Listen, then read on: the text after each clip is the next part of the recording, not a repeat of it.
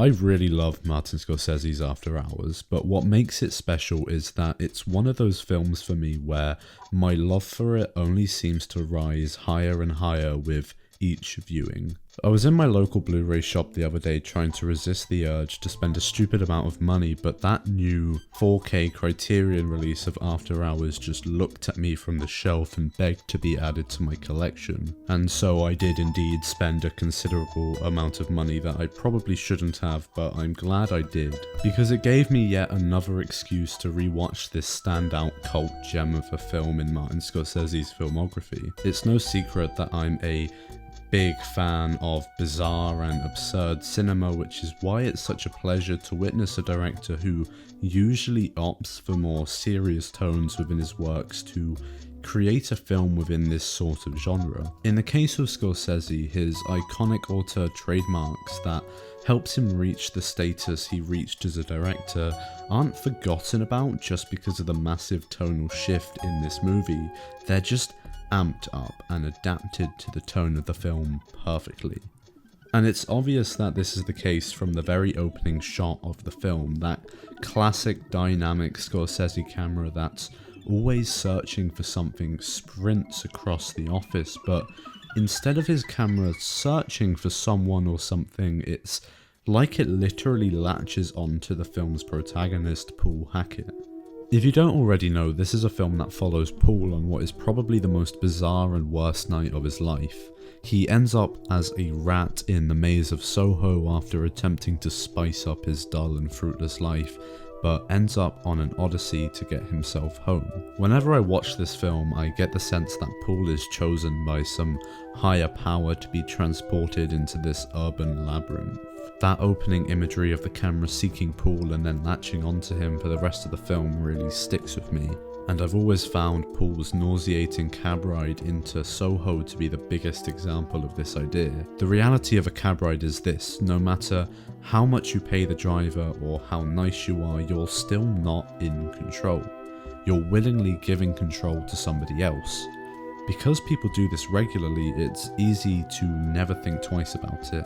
So when we get this scene of Paul's cab ride being maniacal, like a chariot racing to the underworld, it feels like the bizarre plotting of a greater power. It's also the audience's first taste of the insane comedic absurdity that the film will play on throughout. After Hours is quite Kafkaesque to a degree. The bizarre coincidences that Paul experiences are eerily similar to those faced by Joseph K. in Kafka's The Trial. Paul's troubles are strung together by absurd coincidences that keep building upon the already mountainous stress of his night. I'll probably get blamed for that. This Kafkaesque element of After Hours is no secret. Scorsese himself acknowledges the influence of The Trial's bureaucratic nightmare and even purposefully parallels the book in moments throughout the film. These bureaucratic, troubling coincidences drew Scorsese to the project, especially when the film industry seemed to be against him at the time, scrapping The Last Temptation of Christ and dealing with the negative reception of The King of Comedy. In his life, much like Paul's night, everything that could go wrong did go wrong. And because of this, he really related to Paul Hackett's character and wanted to prove he could still make a movie the low-budget way.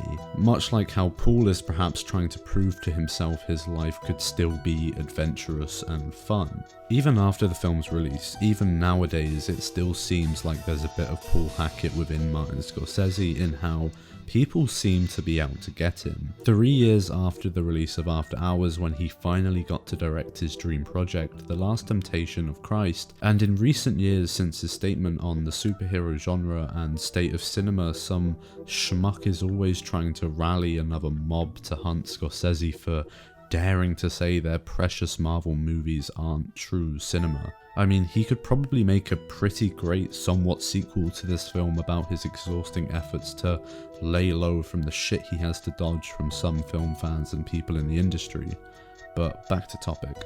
Roger Ebert famously said that describing the film as Kafkaesque is but a descriptive point. The Kafkaesque nature of the film lies in the absurdist tone and atmosphere, but I would argue that describing After Hours this way still manages to be pretty explanatory, as After Hours can be viewed as a critique of the modern workplace and the mundanity of living paycheck to paycheck, while Soho can be viewed as the freedom of the artist away from this bureaucracy, and a man that's so entrenched within that bureaucracy cannot survive away from it. Hence why at the end of the film he's dropped swiftly back off to work, broken free from his artist's mold. What's so impressive about After Hours is that yes, whilst it is all of this, it's still so much more.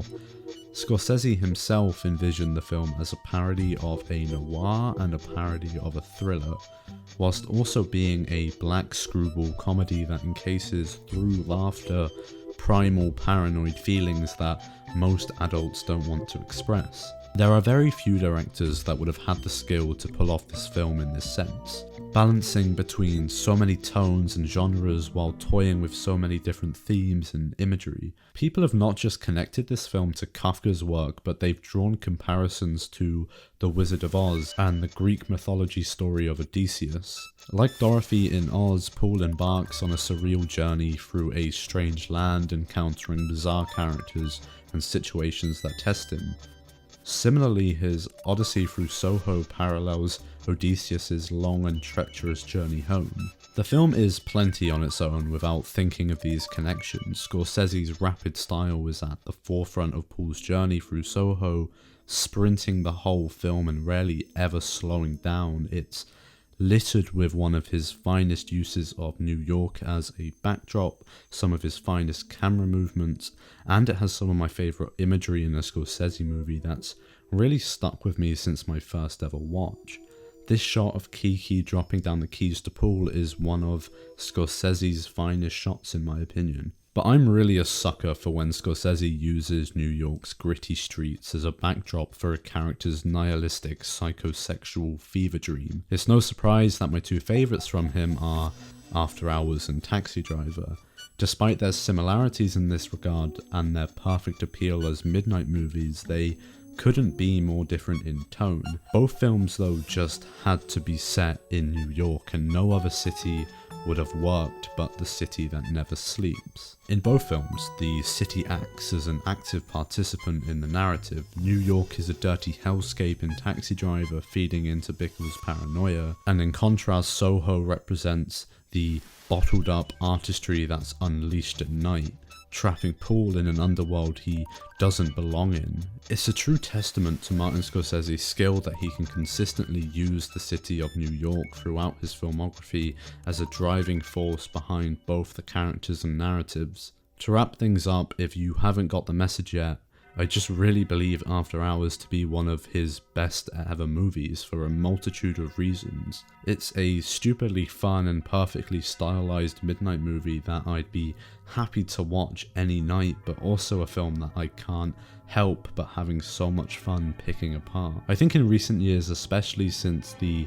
latest Criterion release of the film, people are starting to share the sentiment of this being one of his finest works, and I hope it just continues to garner more and more late stage praise. But anyways, thank you for watching, goodbye.